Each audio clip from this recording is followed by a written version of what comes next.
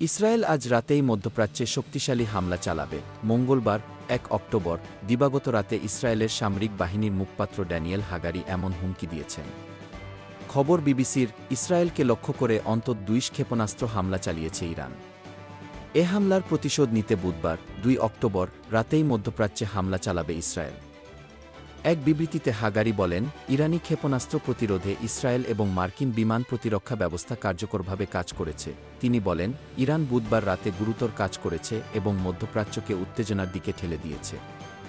আজ রাতেই ইরানের এ কর্মকাণ্ডের পরিণতি ভোগতে হবে। ড্যানিয়েল হাগারি, ইরান এ প্রথম হামলা চালায়নি। কিন্তু এবারের হামলা ক্ষেপণাস্ত্রের পরিপ্রেক্ষিতে বিস্তৃত ছিল এবং প্রয়োজন অনুসারে প্রতিরক্ষামূলক প্রতিক্রিয়া তৈরি করা হয়েছে। ইসরায়েলি সামরিক মুখপাত্র আরও বলেন, ইরানের হামলার প্রভাব খুব কম ছিল।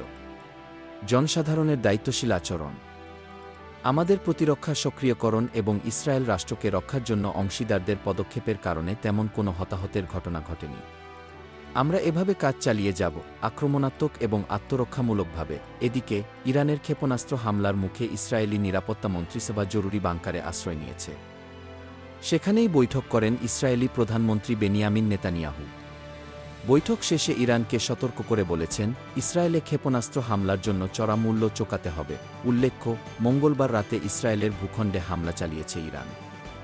ইরানের Islamic revolutionary guard corps IRGC জানিয়েছে, এ হামলার লক্ষ্যবস্তু ইসরায়েলের রাজধানী তেল আবিবের ৩টি সামরিক ঘাঁটি ছিল। ডেস্ক রিপোর্ট, বিই নিউজ।